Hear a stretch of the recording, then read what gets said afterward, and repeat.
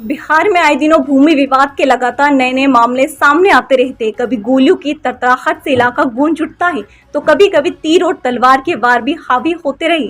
भूमि विवाद बिहार की सबसे बड़ी समस्या में से एक है, जहां कई पदाधिकारियों की लापरवाही भी इसके बड़े उदाहरण बनते हैं।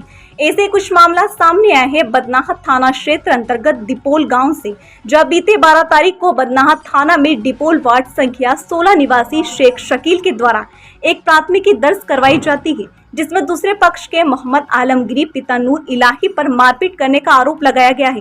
वहीं शेख शकील के द्वारा दर्ज कराई गई प्राथमिकी में इस बात का भी जिक्र है कि दिनांक 2 मई को दिन के लगभग 12 बजे दूसरे पक्ष के मोहम्मद आलमगीर अपने भाई को मोहम्मद रियाज पिता नूर इलाही के साथ मिलकर उन लोगों के साथ गाली गलौज करते हुए मारपीट की है। अब सवाल ये कि जिस 2 मई की घटना का जिक्र है, वहां के स्थानीय ग्रामीण बताते हैं कि यहां इस तरह की कोई घटना नहीं हुई है।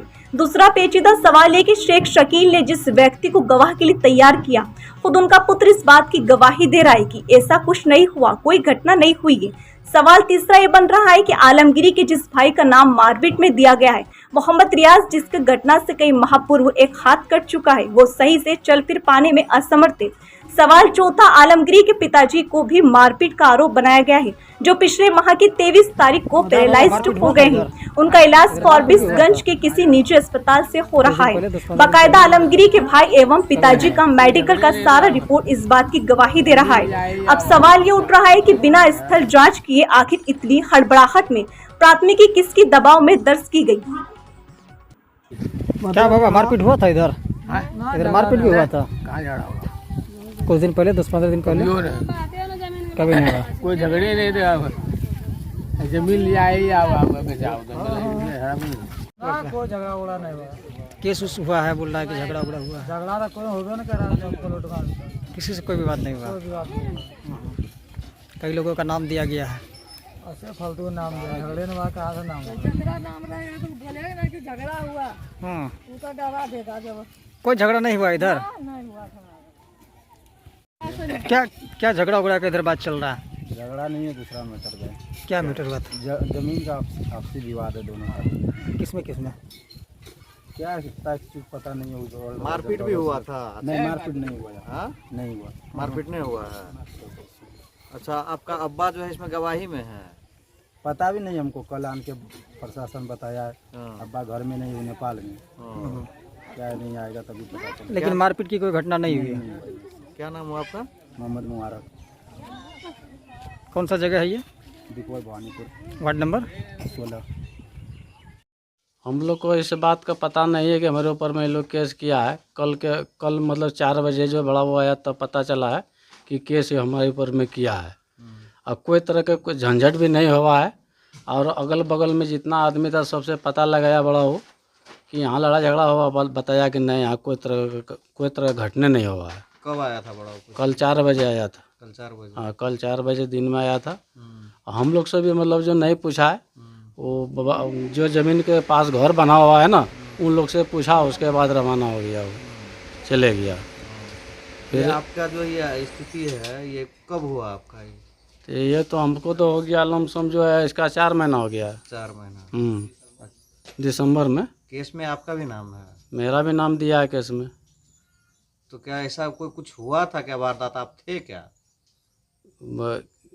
ये मामला के विषय से बता रहे हैं? हाँ। नहीं, हम थे नहीं, हम तो बीमार हैं, घर में पड़े हुए हैं। अच्छा, कुछ मारपीट हुआ था क्या? नहीं हुआ मारपीट। मारपीट हुआ ही नहीं था? हुआ ही नहीं है। हम लोग को, हमारा नाम मोहम्मद रियाज हुआ।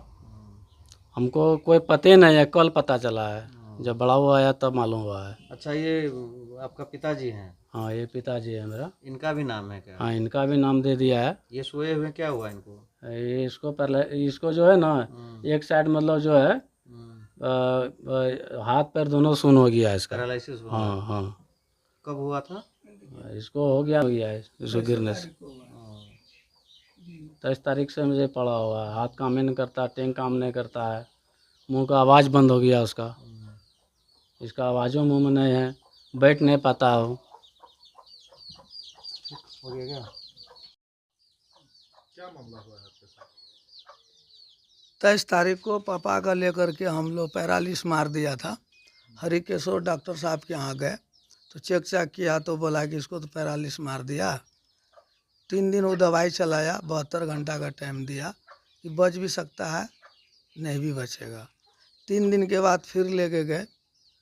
23 तारीख का आने के बाद 20 तारीख को बोला कि आप इसका CT स्कैन करवाइए। हमारे एरिया में इसका देखिए CT स्कैन करवाए, तो देखने के बाद बोला ब्रेन हेमरेज हो गया है, इसको कोई अच्छा हॉस्पिटल में भर्ती करवाइए। तो इसको जो है हम फिर ले जा कर के जो है फॉरबिसगंज में विराट इमरजेंसी हॉस्पिटल है, वहाँ भर्ती करवाए। तो वो 4-5 रोज बेड पे रख लिया। वहाँ से घर लेकर आए, फिर स्थिति बिगड़ने लगा। फिर हम इसको 1 तारीख को लेके चले गए हॉस्पिटल। 4 तारीख को वो जो है वहाँ से हमको फिर छोड़ा घर आने के लिए। तो पेशेंट को लेके आए हैं, पेशेंट अभी कुछ सुधार में है। उससे पहले मेरा छोटा भाई का हाथ कट गया। हम 3 महीना से विराटनगर नर्सिंग होम में परेशान हैं। कब कटा था इसका हाथ? इसका हाथ फर्स्ट महीना नया साल से 15 दिन पहले कटा था। कैसे कटा था? वो सानी काटने वाला कुट्टी के वाला मशीन में इसका हाथ फंस गया था। 2 टुकड़ा हो गया था हाथ, 2 नस कट गया था, 5 ऑपरेशन हुआ है, जो जांग का मांस काट के सर्जरी किया है। हम अपने परिवार में, अपने घर में परेशान हैं। तो फिर क्या हुआ फिर? उसके बाद हम जो है इन लोगों को छोड़ करके दिल्ली निकल गए। 5 तारीख को अपने मामा को हज हाउस, वहाँ 6 को पहुँचे। वहाँ से हम मामा को 9 तारीख को फ्लाइट पकड़ा करके सऊदी का, वहाँ से 11 तारीख को चले। 12 तारीख को 2 बजे रात में घर आए। तो बतना थाना से हमको मैसेज मिला कि आप थाना पे आके मिलिए। राजू ड्राइवर नाम है उसका, थाना का ड्राइवर। जब हम बड़ाऊ से मिलने के लिए गए तो बड़ाऊ बोला कल जो है आप आके मिलिए पेपर के साथ। हम बोले है क्या बात?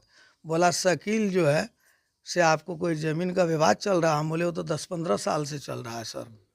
उसका बाप नाबालिग में उसको ज़मीन खरीद के दिया था 3 भाई को, और तीनों का बाप ज़मीन जो है नसीम शमीम को बेच दिया। नसीम शमीम क्या किया, 2012 में जब रजी अहमद बालिग हुआ तो वो टोटल ज़मीन खरीद लिया। रजी अहमद वो ज़मीन को 2014 में मेरे हाथ बेच करके सऊदी अरब चला गया। 3 साल के बाद वो आया तो ये ज़मीन में अलाउद्दीन, रिजवान, शकील ऑब्जेक्शन लगाया कि नया नाबालिग का ज़मीन बाप बेचा नहीं। कब लिए थे आप? हम 2014 में लिए थे। फिर ये लोग 15 में जाके मुनसब में केस किया। 9 साल मुनसब में केस चला, जिसका ये मेरे शकील और रिजवान का सैन है। हमको नोटिस आया, हम मुनसब में जा कर के 9 साल केस लड़े। केस लड़ने के बाद ये केस उसका मुनसब में खारिज हो गया। इसका ये कॉपी है।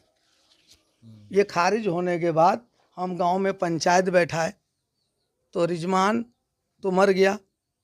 उसका भाई लुकमान, अलाउद्दीन, शकील बोला कि ज़मीन जोतने जाएगा टेंग काट लेंगे, गोली मार देंगे, तुम जो है ज़मीन जोत नहीं सकता है। पूरा समाज के सामने ये बात हुआ। फिर उसके बाद हम जो है बतना थाना में नंदन कुमार बड़ा बाबू थे, उसको हम आवेदन दिए।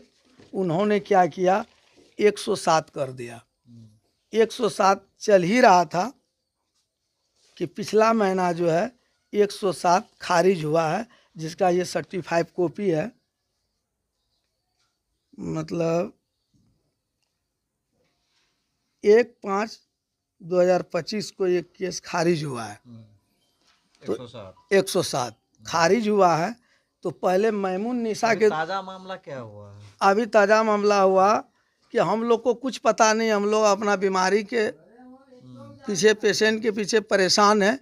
एक मनगढ़ंत कहानी बना के, झूठा मुकदमा बना करके बतना थाना में दिया है कि 2 तारीख को आलमगीर, रियाज, उनका पापा तीनों हमको घेर करके मारने के लिए धमकी दिया कि 2 तारीख को, जबकि हम लोग 4 तारीख तक हॉस्पिटल में एडमिट है।